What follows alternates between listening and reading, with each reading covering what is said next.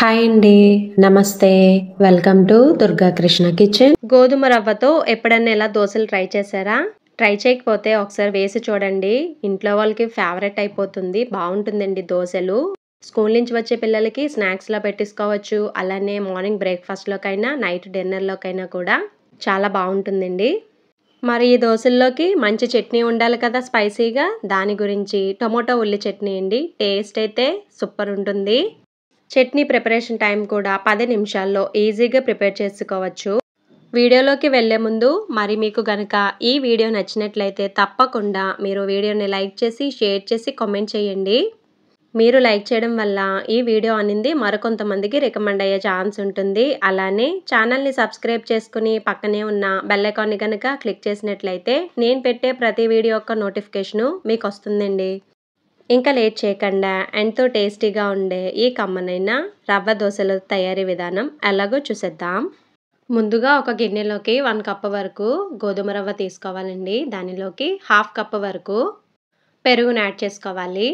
పెరుగు అనింది మరీ పుల్లటి పెరుగు కాదండి, అలానే మరీ కమ్మటి పెరుగు కాదు. మీడియం పులుపు ఉంటే దోశ టేస్ట్ అనేది బాగుంటుంది. తర్వాత దానిలోకి కొంచెం 1/2 కప్ వరకు వాటర్‌ని యాడ్ చేసుకొని, పెరుగు, రవ్వ బాగా కలిసేలాగా కలుపుకొని ఒక పావుగంట పక్కన పెట్టుకోవాలి. పావుగంట నానితే సరిపోతుందండి. రవ్వ అనింది ఎక్కువ అవసరం లేదు. తర్వాత చట్నీ కోసం స్టవ్ మీద పాన్ పెట్టి హీట్ అయిన తర్వాత దానిలోకి ఒక 3 స్పూన్స్ వరకు ఆయిల్ యాడ్ చేసుకొని, దానిలోకి ఒక 3 స్పూన్స్ వరకు మినపప్పుని యాడ్ చేసుకోవాలి. మినపప్పు బాగా ఫ్రై అయిన తర్వాత దానిలోకి 1/2 టీ స్పూన్‌కి కొంచెం ఎక్కువలో జీలకర్రను కూడా యాడ్ చేసుకొని ఒకసారి మొత్తం బాగా ఫ్రై చేసుకోవాలి. తర్వాత మీ కారానికి తగ్గట్టుగా ఎండుమిర్చిని యాడ్ చేసుకోండి. ఇక్కడ నేను 3 ఎండుమిర్చి యాడ్ చేస్తున్నా. ఎండుమిర్చి కొంచెం స్పైసీ ఎక్కువ ఉంటే మీరు చూసి యాడ్ చేసుకోండి. లేదంటే చట్నీ అనేది బాగా కారం ఎక్కువైపోతుంది. అలానే చిన్నగా తరిగిన అల్లం ముక్కలను కూడా ఒక 4 వరకు యాడ్ చేసుకొని వీటిని బాగా ఫ్రై చేసుకోవాలి. తర్వాత ఇలా పొడవుగా కట్ చేసి పెట్టుకున్న ఉల్లిపాయ ముక్కలను కూడా యాడ్ చేసుకోవాలి. మీడియం సైజు ఉల్లిపాయలు ఇక్కడ 1 వరకు తీసుకున్నానండి. ఉల్లిపాయలు మరి బాగా ఫ్రై అవనవసరం లేదు. ఇలా లైట్ పింక్ షేడ్‌లోకి వచ్చిన తర్వాత ఇలా మధ్యలోకి కట్ చేసి పెట్టుకున్న టొమాటో ముక్కలను కూడా యాడ్ చేసుకోవాలి. టొమాటో ముక్కలు ఇక్కడ మీడియం సైజువి బాగా ముగ్గినవి ఒక 2 తీసుకున్నానండి. ఉల్లిపాయ ఎన్ని తీసుకున్నామో దానికి డబల్ టమాటా తీసుకోవాలి. తర్వాత టమాటోల మీద టేస్ట్‌కి తగ్గట్టుగా ఉప్పుని యాడ్ చేసుకోండి. అలానే లైట్‌గా చింతపండును కూడా యాడ్ చేసుకోండి. ఎక్కువ వద్దు. చింతపండు యాడ్ చేసిన తర్వాత ఓన్లీ టొమాటో ముక్కలనే కదుపుకొని మూత పెట్టుకొని స్టవ్ సిమ్‌లో పెట్టి ఒక 3 నిమిషాలు అలా మగ్గనివ్వాలి. ఇది 3 నిమిషాల తర్వాత అండి. చూడండి టొమాటో అనేది ఎంత స్మూత్ అయిపోయిందో. ఇలా చక్కగా ఫ్రై అయిపోతాయి. టొమాటోల మీద ఇలా ఉప్పు వేయడం వల్ల వాటర్ అనేది త్వరగా రిలీజ్ అయ్యి. బాగా మగ్గనవసరం లేదండి. ఈ వాటర్ అంతా రిలీజ్ అయ్యేంత వరకు వీటిని ఫ్రై చేసుకుంటే సరిపోతుంది. ఇప్పుడు ఇది మనకి రెడీ అయిపోయింది. స్టవ్ ఆఫ్ చేసుకొని దీన్ని చల్లారనిద్దాం. పావుగంట తర్వాత అండి రవ్వ అనేది పెరుగులో బాగా నాని ఉంటుంది. ఒకసారి మొత్తం బాగా కలుపుకొని మిక్సీ జార్‌లోకి యాడ్ చేసుకొని కొద్దిగా వాటర్‌ని వేసుకొని అలానే టేస్ట్‌కి తగ్గట్టుగా ఉప్పును కూడా యాడ్ చేసుకోవాలి. తర్వాత దీన్ని మెత్తగా బ్లెండ్ చేసుకోవాలి. రవ్వ అనేది ఏమీ లేకుండా. ఒకేసారి ఎక్కువ వాటర్ వేసేస్తే రవ్వ నలగడానికి కొంచెం టైం ఎక్కువ తీసుకుంటుంది. ఇలా ఒకసారి బాగా నలిగిన తర్వాత దానిలోకి ఒక 2-3 స్పూన్స్ వరకు కరాచీ రవ్వను కూడా యాడ్ చేసుకొని మెత్తగా బ్లెండ్ చేసుకోవాలి. దోస బ్యాటర్ లాగా.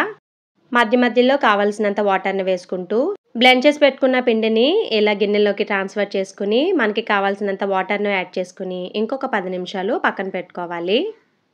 చూడండి కన్సిస్టెన్సీ వీడియోలో చూపిస్తున్న విధంగా ఉండాలి. తర్వాత మిక్సీ జార్ తీసుకుని దానిలోకి 1/2 వెల్లుల్లి యాడ్ చేసుకోవాలండి. ఇలాంటి రోటీ పచ్చళ్ళలో వెల్లుల్లి ఫ్రై చేసి వేయడం కంటే ఇలా పచ్చిది మిక్సీ జార్‌లో యాడ్ చేసుకుని చట్నీ చేసుకుంటే టేస్ట్ అనేది చాలా అద్భుతంగా ఉంటుంది. అలానే చల్లారి పెట్టుకున్న టొమాటో పేస్ట్‌ని కూడా యాడ్ చేసుకొని లైట్‌గా వాటర్‌ని యాడ్ చేసుకొని ఇలా బ్లెండ్ చేసుకోవాలి. ఒకవేళ మీరు రైస్‌లోకి అనుకోండి ఇలా బరకగా బ్లెండ్ చేసుకోండి. వేడి వేడి అన్నంలో కొద్దిగా నెయ్యి వేసుకొని ఈ చట్నీతో లైట్‌గా ఉల్లిపాయ ముక్కలు వేసుకొని తింటే చాలా బాగుంటుందండి. అదే టిఫిన్స్‌లోకైతే మీరు మెత్తగా బ్లెండ్ చేసుకుంటే సరిపోతుంది. ఈ టైంలోనే ఉప్పు సరిపోయిందో లేదో చెక్ చేసుకోండి. నాకు సరిపోలేదు యాడ్ చేస్తున్నా.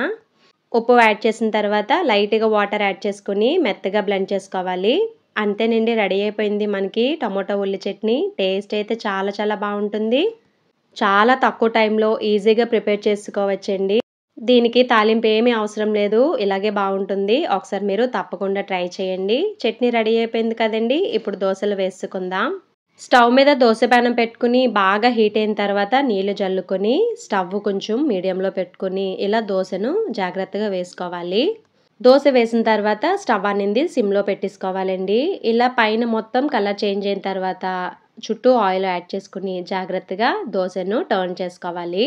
ఈ దోస అనేది మరి పలచగా రావండి, కొంచెం మీడియంగానే వస్తాయి. ఇలా బాగా కలర్ చేంజ్ అయిన తర్వాత జాగ్రత్తగా దోసను టర్న్ చేసుకోవాలి. స్టవ్ లో టు మీడియంకి చేంజ్ చేసుకుంటూ ఇలా మంచి గోల్డెన్ కలర్ వచ్చేంత వరకు దోసను ఫ్రై చేసుకోవాలి దగ్గరుండి. దోస ఫోల్డ్ చేసిన తర్వాత కూడా ఇలా రెండు వైపులా జాగ్రత్తగా ఫ్రై చేసుకోవాలండి. ఇలా మంచి గోల్డెన్ కలర్ వచ్చిన తర్వాత దోసను తీసుకుని ప్లేట్లోకి ట్రాన్స్ఫర్ చేసుకోవాలి. అంతేనండి, రెడీ అయిపోయింది గోధుమ రవ్వతో దోసలు. దానిలోకి టమోటా ఉల్లి చట్నీ. టేస్ట్ అయితే చాలా బాగుంటుందండి. ఒకసారి మీరు తప్పకుండా ట్రై చేయండి. మరి నచ్చాయండి దోసలు? మీకు గనక ఈ వీడియో నచ్చినట్లయితే తప్పకుండా వీడియోని లైక్ చేసి, షేర్ చేసి, కామెంట్ చేయండి. అలానే ఛానల్ని సబ్స్క్రైబ్ చేసుకుని పక్కనే ఉన్న బెల్ ఐకాన్ని గనక క్లిక్ చేసినట్లయితే నా వీడియోస్ని మీరు రెగ్యులర్గా ఫాలో అవ్వచ్చు.